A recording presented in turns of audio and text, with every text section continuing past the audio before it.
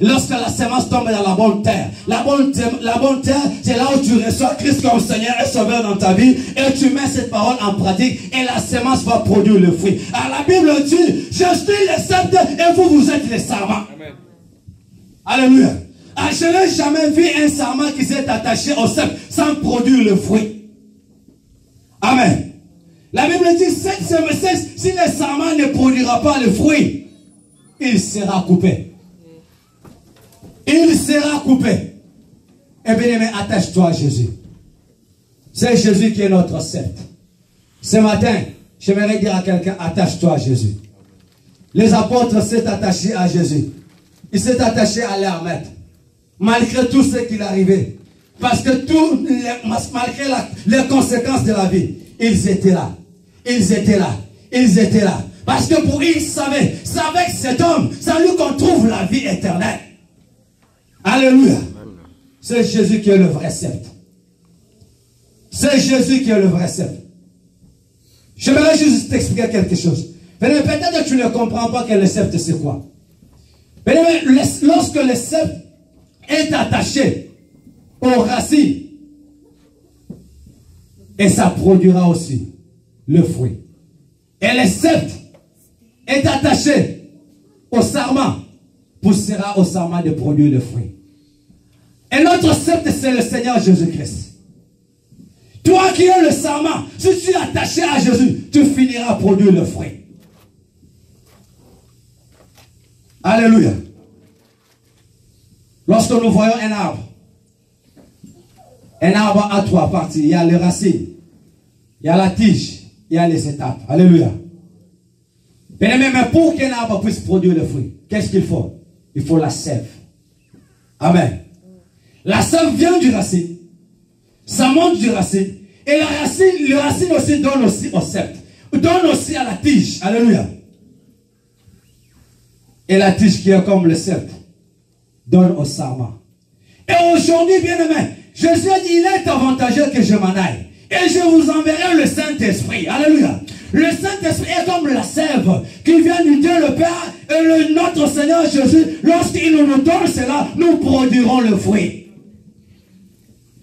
Attache-toi à Dieu. Et c'est Jésus fera des miracles dans ta vie. Même s'il te dit aujourd'hui, jette-toi cette fois dans la mer. Ta maladie sera guérie. Persévère. Alléluia. Persévère. Parce que celui qui te dit d'avancer, il connaît ce qu'il te dit. Il connaît. C'est Jésus de Nazareth. C'est Jésus de Nazareth. Cet homme qui a le nom de 5 lettres, et ce nom peut changer toute ta vie. Ce nom peut transformer toute ta famille. Et ce nom peut te donner une nouvelle identité. Ce nom peut transformer toute ta vie. Si tu fais tout simplement confiance en Jésus-Christ. Si tu fais confiance en Jésus, et le Seigneur Jésus transformera ta vie. Et le Seigneur Jésus transformera ta vie. Abandonne le péché. Abandonne le péché. Attache-toi à Dieu. Attache-toi à cet homme. Bien-aimé, l'Éternel aime le péché, mais il n'aime pas le péché. L'Éternel aime l'impédique, mais n'aime pas l'impédicité. L'Éternel aime le voleur, mais n'aime pas le vol. Regarde ce qui t'empêche encore à progresser dans ta vie. Peut-être tu te dis, ici aux États-Unis, tu es bien.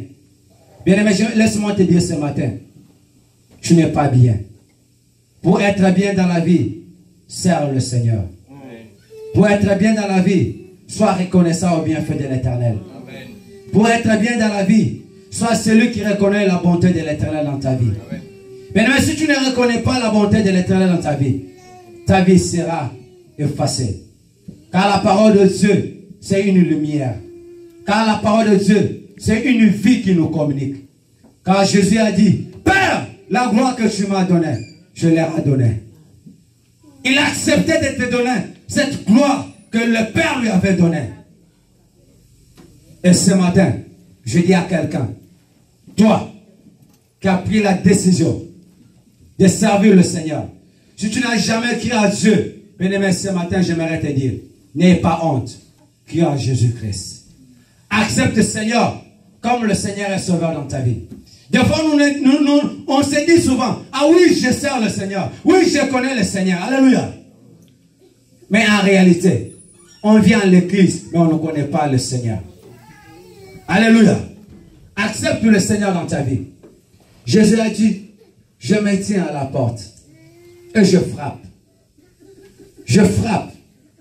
Celui qui ouvrira, j'entrerai. J'entrerai. Celui qui ouvrira. L'Éternel ne t'oblige pas. Tout dépend que de toi. Tout dépend que de ta décision. Mais ce matin, Jésus se présente devant la porte de ta vie. Il se présente devant la porte de ta vie pour sauver ton âme, pour sauver ta vie. Il te dit, je frappe à la porte. Celui qui ouvrira, moi l'Éternel, j'entrerai.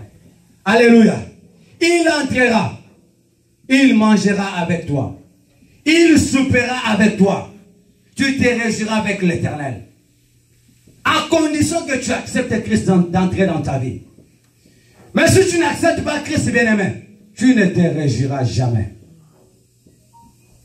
C'est Jésus qui va réjouir ton cœur. Amen. Ce n'est pas ton père qui peut réjouir ton cœur. Ce n'est ni ta mère, ni nos parents qui peuvent réjouir nos cœurs. Mais seul Jésus, notre Créateur, celui qui a créé le ciel et la terre, qui peut réjouir notre cœur. Qui est dans ta barque? Toi-même, tu connais celui qui est dans ta barque. Si c'est Jonas qui est dans ta barque, tu perdras même ce que tu portes. Si tu portes encore Jonas, et ce matin, je t'en supplie de jeter Jonas. Jette Jonas afin que tu continues ton chemin. Jette Jonas afin que tu ne perds pas ce que tu portes. Accepte de suivre le Seigneur Jésus dans ta vie. Combien de fois que les hommes de Dieu, les semeurs sont en train de passer des semaines, mais tu écoutes la parole de Dieu, mais en sortant dans ce lieu, tu oublies facilement. Mais ce que tu reconnais, ce sont des futilités. Mais ce que tu reconnais, ce sont des bêtises. Ce que tu reconnais, ce sont que ceux qui n'ont pas la foi de Dieu. Combien de fois que l'Éternel t'a dit d'aller parler avec cette maman, d'aller parler avec cet homme, d'aller annoncer la bonne nouvelle. Mais Jonas a refusé d'aller à l'ennemi. Il a voulu fuir la face de l'Éternel. Bien-aimé, ne fuis pas la face de l'Éternel. Lorsque tu fuis la face de l'Éternel, tu seras englouti par le poisson. Obéis à la voix de Dieu. Obéis à la voix de Dieu. Obéis à la voix de Dieu. Le Seigneur est en train de crier. Celui qui va croire et celui qui m'acceptera, je souperai avec lui. Je mangerai avec lui. Le miracle n'accompagnera pas celui qui est très intelligent. Le miracle n'accompagnera pas celui qui a beaucoup d'argent. Le miracle n'accompagnera pas celui qui a beaucoup de richesses. Mais le miracle accompagnera celui qui a cru en Jésus-Christ. Celui qui a cru à la parole de Dieu. Celui qui a accepté Seigneur Jésus-Christ comme Seigneur et Sauveur dans sa vie. Celui qui a tout abandonné, il a espéré de suivre le Seigneur Jésus. C'est Jésus qui est la solution de ta vie. C'est Jésus qui est la réponse à ton problème. Ce n'est pas le frère Isaac. Ce n'est pas le pasteur Jean. C'est Jésus qui est la solution à ta vie. C'est Jésus. C'est Jésus. C'est Jésus. C'est Jésus. Acheter dedans de lui, c'est Jésus, c'est Jésus, c'est Jésus. Amen. Cet homme Jésus, il a la capacité de ressusciter même celui qui a fait 4 jours dans le tombeau. Alléluia. Amen. 4 jours dans le tombeau. La présence de Jésus ressuscitera. Alléluia. Amen. Alléluia. Bien-aimé, ne regarde pas ce que tu es aujourd'hui. Car ta destinée est meilleure. Alléluia. La Bible dit, les souffrances du temps présent ne seraient pas comparables à la gloire à venir. Mais ce que tu es aujourd'hui, la santé que tu as aujourd'hui, ce n'est pas pour toi. La vie que tu es en train de mener aujourd'hui, ce n'est pas ta vie. Devant le Seigneur, regarde. Merveille qui est dans le ciel et merveille qui est sur la terre, il ne correspond pas. Mais il veut que merveille qui est sur la terre puisse arriver au même niveau. Mais le merveille qui est dans le ciel est en train d'annoncer la bonne nouvelle. Amen. Alléluia. Mais ici sur la terre, on nous regarde avec pendant de futilité, en train de faire des choses qui n'ont pas la voix de Dieu. Combien de fois que l'Éternel t'a parlé même dans des songes, que tu dois faire telle chose. Mais tu te dis, ce n'est qu'un songe. Bien-aimé, mais l'Éternel t'a parlé. Mais tu n'as pas obéi. Je me rappelle une fois, on était dans la maison en train de prier, avec toute ma famille. Et mon oncle m'a dit, pendant que nous allons dormir, celui qui va voir quelque chose le matin, on doit le partager. On a fini la prière familiale. Bien-aimé, pendant que je dormais, il y avait juste à côté de nous une maman. Et cette maman ne parlait pas avec les gens dans les quartiers. Il était vraiment très colérique. Alléluia.